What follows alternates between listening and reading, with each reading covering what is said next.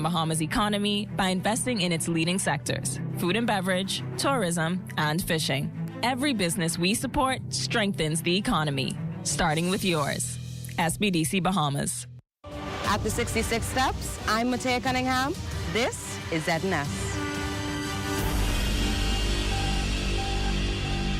Coming up in the Bahamas tonight, the weekend edition, thousands of Bahamians preparing to cast their ballots ahead of Election Day. Tonight, we hear from the Parliamentary Registration Department on preparations underway and what voters need to know.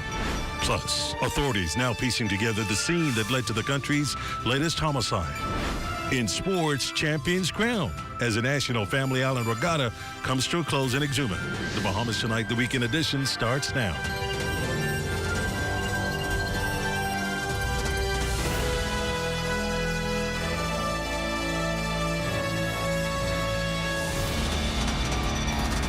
So glad you can join us. Good evening. I'm Desmond Saunders, and welcome to the broadcast. Thousands of Bahamians who won't be able to vote on Election Day for various reasons will head to the polls in the coming days. The group includes seniors, 65 and over, members of the armed forces, government workers, pregnant women, students abroad, and others.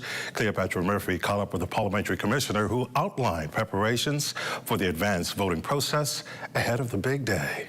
Just over 20,000 Bahamians are set to vote in the advance polls Thursday, ahead of the May 12th general elections now just over 2 weeks away. Parliamentary Commissioner Harrison Thompson says just over 400 of those votes will be cast at 13 diplomatic missions overseas, while voting will take place at 12 polling stations on New Providence and 5 on Grand Bahama, after which ballots will be secured.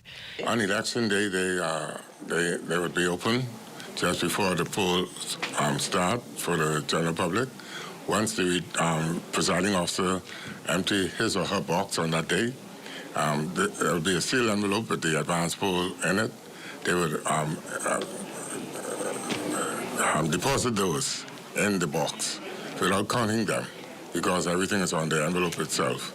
And then the box is sealed, and they start the process for the general election.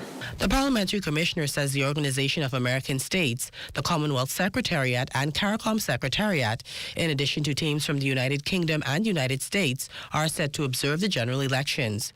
He anticipates one or two may be present for the advance poll, and despite the rush to clean the register that closed Saturday night, Thompson says officials will ensure a clean election. We want to make sure that everyone, no matter who you might be, once you qualify, you have the right to vote for the candidate of your choice. Contrary to what might be said outside, our job is to prepare the country for elections. And we will ensure that all the procedures are in place to ensure that you don't have any challenges as much as possible. He also shared that another tranche of biometric voters' cards will be issued as of Monday on Grand Bahama and New Providence for all constituencies. Please follow where you're supposed to go to pick up your card. Check in, and the cards are beautiful. We know you'll love them. So we invite you to as of next week, from 10 a.m. in the morning until 8 p.m. for 2 weeks, we'll be issuing out the cards. As of early Saturday, more than 209,000 names are on the voters' register. For the Bahamas Tonight, I'm Cleopatra Murphy. The national chairman of the Free National Movement sounding the alarm about issues that could impact the upcoming advance poll. Fern Carey tells us more. With just 4 days left until the advance poll takes place, Chairman of the Free National Movement, Dr. Dwayne Sands, is raising a number of concerns relating to the certified register. In a post making the rounds on social media, Dr. Sands claimed that by law, the register should have been available for the relevant parties to scrutinize. But he said to date, that has not happened. Their excuse is, well, we are trying. That is unacceptable. It is a disgrace, and they really ought to do better. We have no idea whether or not the persons who requested to be put on the advance poll would have been put on the advance poll register.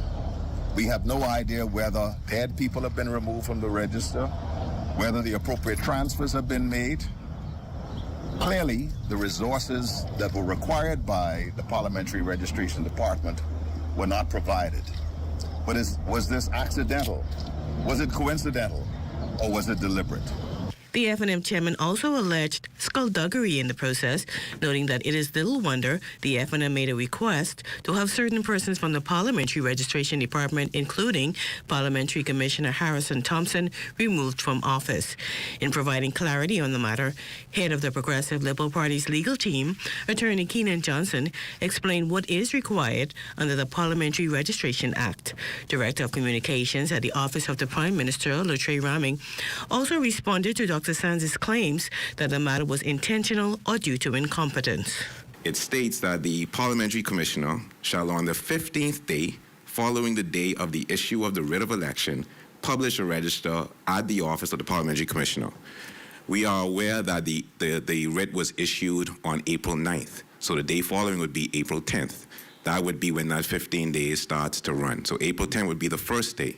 It's important to read that in conjunction with Section 2 of the Parliamentary Elections Act that actually defines a day. And it says that a day includes every day other than Sunday or a public holiday. And so if you count day one being April 10th, and you count 15 days and you exclude the 3 Sundays that are in there, then that takes you to April 27th, which is tomorrow. We have every belief that the PRD will issue the register in time, and that time would be tomorrow and not today or any day before today. What the Keenan has just demonstrated was the inability of the chairman of the F&M to read the law and to comprehend it in a way that speaks to the date being tomorrow. And these are persons who want to offer themselves for governance. We reached out to Parliamentary Commissioner Harrison Thompson, who said he wished to advise the public that the register for the upcoming election has been certified and, in accordance with the Parliamentary Registration Act, Section 25A, subsection 2A, it will be published on April 27th. For the Bahamas Tonight, I'm Fern Carey. Public Service and Labor Minister, the Honorable Pia Glover-Roll, says 2 major labor agreements set to be signed tomorrow, marking another step in ongoing negotiations with public sector unions. Roll made the announcement this afternoon at the Progressive Liberal Party's weekly press briefing at the PLP headquarters. The agreements involve public managers and the Airport Authority unions, with a combined 63 and 64 contracts expected to be finalized. Officials say the deals include improved benefits for public servants and build on previous arrangements. Glover-Roll also pushed back against claims that signed agreements are not being honored. I want to dispel the myth that I hear, the rhetoric that's coming from the other side, that we're signing a number of agreements, but they're not being honored. Well, contrary to what they are saying, we cannot have a second round of industrial agreement signings if we haven't honored the agreements that are already in place. They may speak to 1 or 2 clauses that there were probably challenges with over the past few months that have since been ameliorated. In terms of all 61 of our industrial agreements to date, they've all been honored in full. Where there are issues of payment or any clauses that speak to payment, that is an administrative matter. News from the Crime Beat tonight. Police investigating a fatal stabbing late Saturday night off Carmichael Road in the Ferguson subdivision following an altercation at a private gathering. Police say the confrontation involved 2 males, one of whom was fatally injured. The victim is reported to be in his 30s. Authorities are now appealing for information as the investigation continues. Chief Superintendent of Police, Sharia King. What we have learned thus far is that there was a private function at a residence through this corner when an altercation between 2 males occurred, resulting in one of those males being stabbed to the upper body. The deceased is in his 30s, and we're asking anyone with any information concerning this matter to kindly assist the police and call the police to provide that information to assist us in our investigation. We are still in our preliminary stages of our investigation, so we are looking in and we're continuing. You can see that officers are still on the ground doing their investigation, so we do not have that information at this time.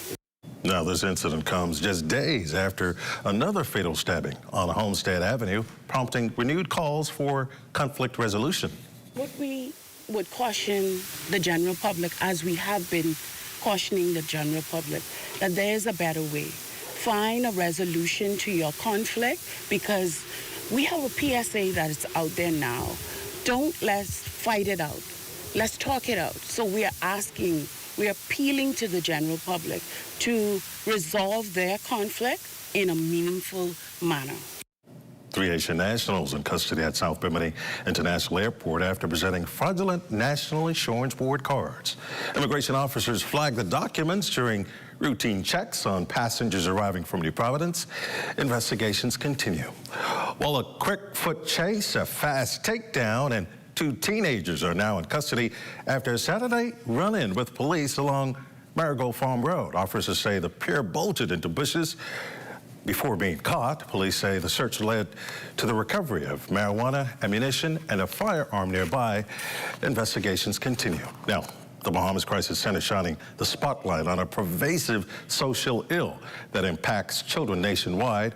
Here's Cleopatra Murphy with the details. It's a global epidemic that leaves no country untouched. And when it comes to the numbers at home, Director of the Bahamas Crisis Center, Dr. Sandra Dane Patterson, who is decrying gender-based violence, says they are horrendous. When it comes to the youngest victims, she says the trend is troubling. When we look at the children we have seen, just us alone at the Crisis Center in 2025, it was over 200 children, boys and girls, between the ages of 3 and 17, all needing help as a result of being sexually violated, sexually exploited, sexually assaulted by known persons to them, persons who they trust, and also some strangers. Dean Patterson addressed the issue at the center's Child Sexual Abuse and Domestic Violence Awareness Exhibition at the Mall at Marathon Friday, also aimed at bringing attention to victims who have died due to gender-based violence, names like Tionya Bella Walker and Heavenly Terveus, challenging the public not to forget their names. Victim advocates see the event as critical, adding that if there is not an intervention, victims can become perpetrators, while adding not enough resources are directed at the issues. So it's important from our organization's standpoint to look at some of the root causes of domestic violence. And we know that one of the root causes of domestic violence has to do with family structure and family dysfunction. There needs to be more funding involved when it comes to assisting victims of crime and potential victims. When it comes to children, wife of the Prime Minister, Anne Marie Davis, told children they have a right to be respected. You're not free to be used, nor abused, nor treated badly, or treated as an object to satisfy the needs of these depraved people. For the Bahamas Tonight, I'm Cleopatra Murphy. Well, coming up, top honors for outstanding former students of the Government High School. That and more when we come back. The world is changing. It's bringing new challenges, but also new opportunities. The truth is, our economy always left too many Bahamians out. Now we're opening new doors in agriculture, tourism, energy, entrepreneurship, providing grants, scholarships, national service, and upskilling. A new generation is rising, and we're finally moving in the right direction, building an economy that includes everyone. Tired of looking at the same old kitchen? Step 1, our talented recommended designer Mark crafts a custom design just for you. Step 2, once your design is ready, CBS Bahamas makes ordering effortless. Your dream kitchen is within reach. Step 3, our recommended installers bring your vision to life, ensuring every detail is perfectly in place. Sit back and relax as your dream space becomes a reality. Visit cbsbahamas.com and start bringing your home improvement dreams to life today. Near, far, where can I get 3 flavors in one pizza? In here, at Little Caesars. Ahoy! Then I'll take it for a great price. It's not madness, it's Little Caesars. Pizza.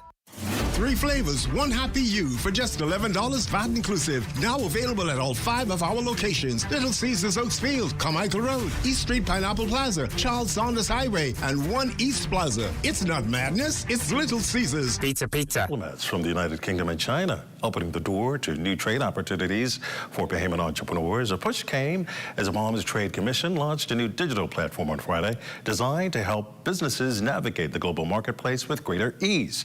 The online portal offers a centralized hub of trade resources, giving entrepreneurs the tools to expand beyond local borders. British High Commissioner Sumita Rossetti highlighted the strong Bahamas-UK partnership, noting it allows Bahamian businesses duty-free access to the UK market.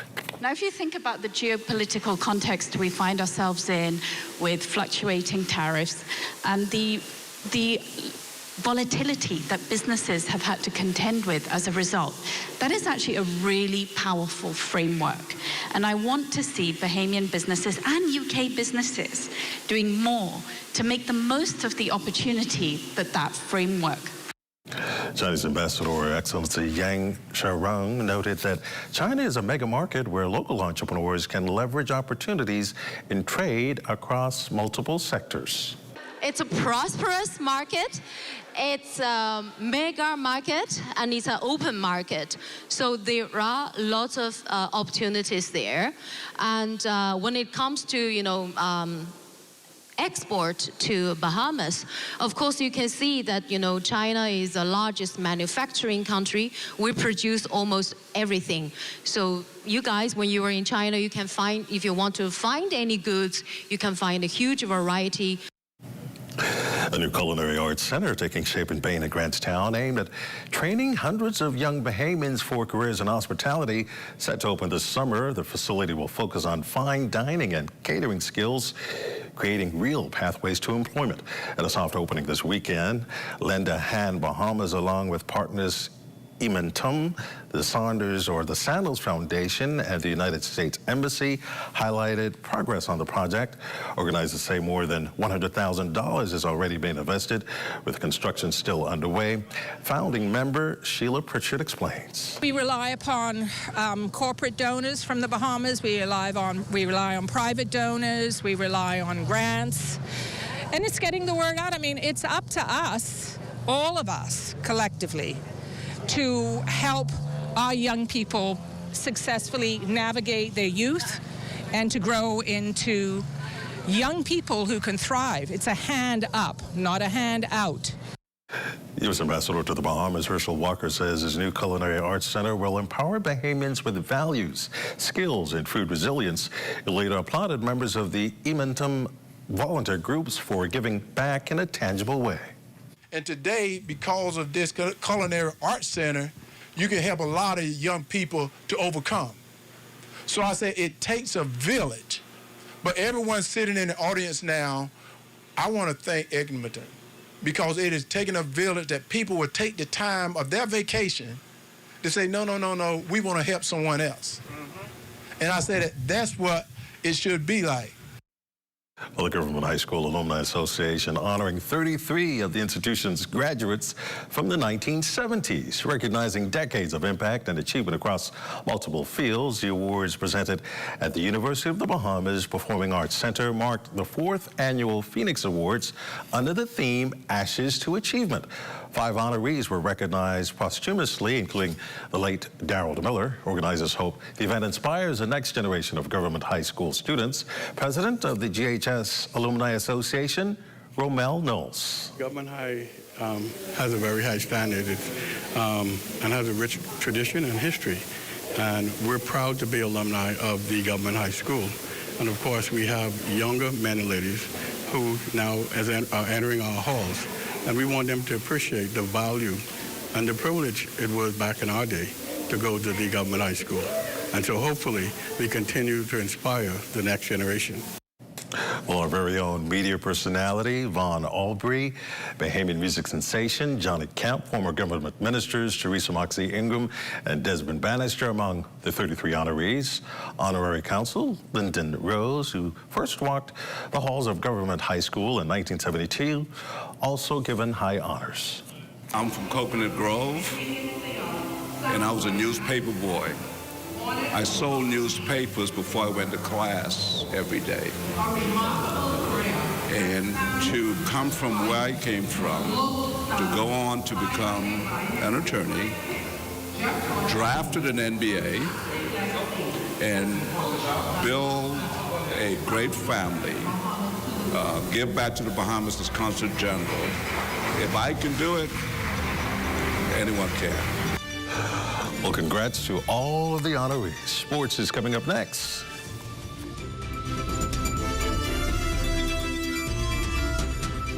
Foreign commercial banks have been closing across our islands. For thousands of Bahamians, our country's post office savings banks are a lifeline, providing safe and secure banking. But Michael Pindart says, we will abolish the bank through the post office system. That's a risk Bahamians can't afford. That's why the Prime Minister is making post office savings banks stronger to protect Bahamian families and small businesses who rely on them. Introducing the Focal Smart Pass app that helps you to fuel up faster. Here's how it works. Download the app on the App Store or get it on Google Play and create your profile with payment details. Visit your nearest Shell station, open the app, scan the pump's QR code, select your payment amount, and begin fueling. Say goodbye to cash and cards because the Focal Smart Pass offers secure and convenient payment options right at your fingertips.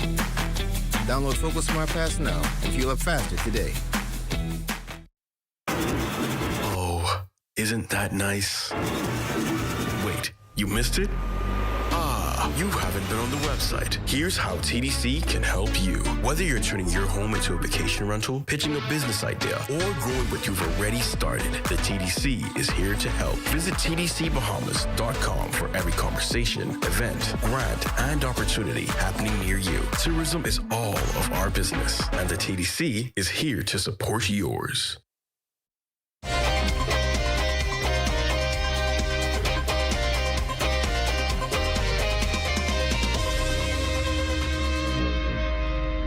Good evening, everybody, and welcome to Sports Saturday. I'm Charles Fisher, coming to you from Georgetown, Exuma, where the 70th National Family Annual Regatta wrapped up last night. Awards handed out. It was a great night. Let's look at some of the celebrations. Before the hardware was handed out, the crowd here at Regatta site heard from the Prime Minister, the Honourable Philip Davis, and Member of Parliament for the area, the Honourable I. Chester Cooper, Deputy Prime Minister. Tonight, as we close out the 7th Annual National Family Island Regatta, I want to say how happy I am to be here with our Bahamian family. Every time I come to Regatta, I'm reminded that this event is bigger than sailing. It is about who we are. It is about the sound of the rake and scrape, the smell of good Bahamian food, the laughter of families, the pride of every island, and the joy of seeing our people coming together. We've all grown up watching sailing from the shores, growing to love what regatta has become, and supporting it consistently even after becoming the national sport. As Member of Parliament, I have been most honored to witness the naming of sailing as the national sport right here in Exuma a few years ago. And as Minister, I was most honored to be the winner of the first Minister's Challenge race here in Exuma. After all the speeches, let's hand out the trophies. In Class C, Stephen Knowles aboard Sassy Sue, your champion. At the last minute, I really wasn't going to come anymore. But, my daughter would have preferred for me to be here, so I decided to come anyhow. I've been trying to do my best out there, considering circumstances. I ended up having a spasm injury, a muscle injury in my arm also. I still weathered the storm, went out there and did my best. And we were on top in C class. Did pretty well in B and A, so I'm happy. Had a great week of sailing. And we've looked forward to Long Island in a couple of weeks. Back-to-back, Lonesome Dove out of Abaco. They are your champions in Class B. Back-to-back is number one, but the huge thing is 6 out of the last 7 we have won B class since 2017. So it's almost mind-blowing. But our crew is so disciplined and militant. I think we're really pulling it off all the time. The first day on Wednesday, Thursday, it was really, really windy. But once it dropped off, we were really able to showcase our talents, as was the rest of the B-class fleet. Everybody was having a really good job of going upwind, downwind, making gains, making losses. It was fantastic. All the islands of the Bahamas have their special technique, but in Abaco, we've been sailing a long time. Taking the lonesome dove and doing what we've done over the past 7-8 years, it really showcases what Abaco has to offer.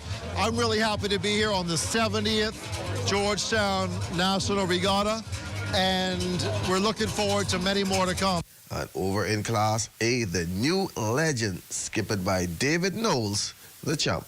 That is a national family island regatta. When you win this, it's a big regatta to win. It ain't easy, it's been a while. It's a small harbor, it ain't easy. Yeah. Over the days.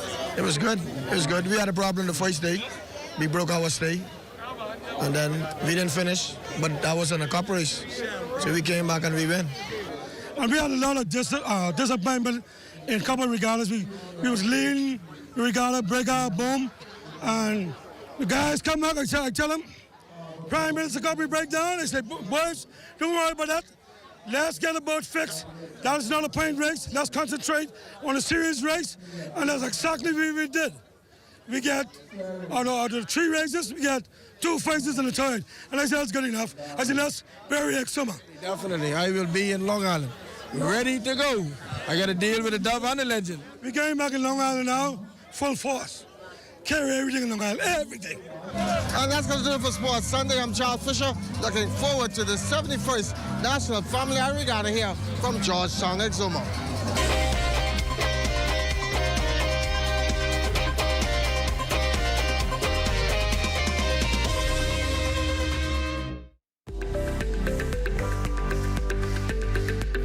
The Ministry of Social Services, Information and Broadcasting is partnering with the Bahamas Christian Council to help build stronger Bahamian families. I believe that our ultimate experience in living begins with God and family.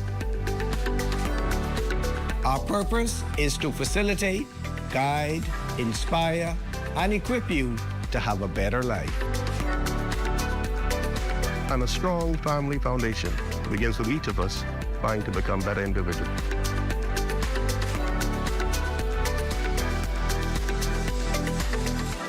Let's unite for a stronger Bahamas.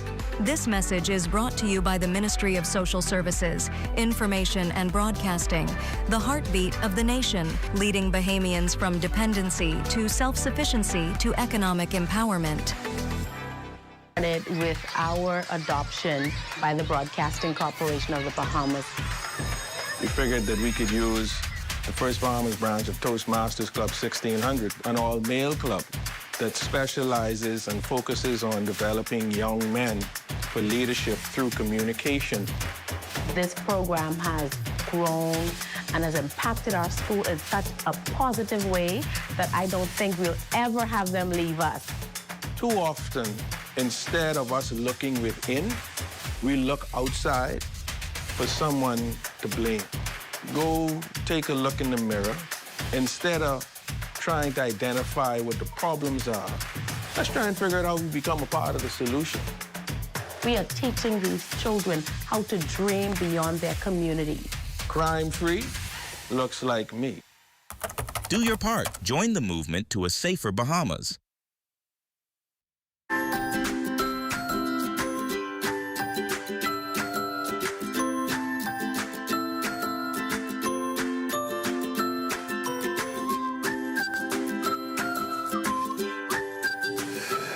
Time now for a check on tonight's weather forecast. Chief Meteorologist Basil Lane joins us. Good evening, Basil. Good evening, Desmond. A beautiful day around the capital with lots of sunshine. And right now we have near clear skies, temperature at 78 degrees, the relative humidity 68%. The winds out of the east-southeast at 6 miles per hour. Your barometric pressure 1,012.3 millibars. That is 29.89 inches. Now your temperatures around the islands this evening. Marshall, Abaco, 80 degrees there, 82 in Green Toll Key. Freeport, Grand Bahama also at 82 degrees. The Berry Islands, 77 in Alistown, Bimini, 77 in Harbor Island. Rock Island, Lutra, 80 degrees. Out of Town, Cat Island, 81. Black Point Exuma at 78 degrees. We pick up another 78 in Kemp Space at Andros. Fresh Creek in Central Andros at 79. Georgetown Exuma 82. Rumkey and San Salvador at 81 degrees. Some 83s showing up in Ragged Island, Clarence Long Island, and Crooked Island. Betsy Bay Maguana 82. Acklands and Matthew Tanyanago also at 82 degrees. Pretty warm there in the Turks and Caicos Islands with a temperature of 85 degrees. Now, your boating forecast for tonight right through Monday, particularly for you pleasure boaters, beautiful boating weather conditions. We're giving you light and variable winds with very flat seas. Now, the low tide, that will take place at 11:19 tonight, another low tide at 11:45 tomorrow morning. Satellite pictures showing the star-low front boundary to the north of us, which could trigger a couple passage showers around Grand Bahama and the Abacos. And then we also have that surface troughing there in the extreme southeast Bahamas, which is generating some showers around Inagua and also the Turks and Caicos Islands in the mix as well.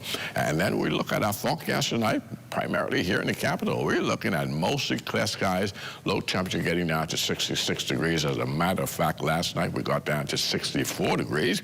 And then tomorrow, partly sunny, beautiful weather again, high temperature 83 degrees at me. And then as we look at our extended weather forecast, well, this is how things are going to shape up for you. We're looking at lots of sunshine during the daytime. That's going to take us right into next weekend. So a very good stretch of sunny days. Those temperatures, they're going to start peaking as we get into the weekend. We'll see temperatures near the 90-degree mark. Some upper 80s showing up. Nighttime temperatures very comfortable, low, upper 60s to low 70s. Desmond. Thanks, Basil. That ends the Bahamas Tonight, the weekend edition. Thank you for continuing to make ZNS your first choice for news and information. It's only the sun covers the Bahamas better than ZNS. On behalf of the entire team, thanks for watching. Have a good night and a safe week.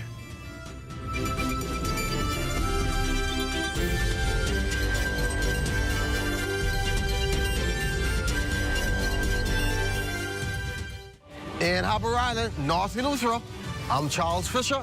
This is ZNS. In this 21st century, a resonant voice cries out for the empowerment of the poor, reinstatement of the outcast,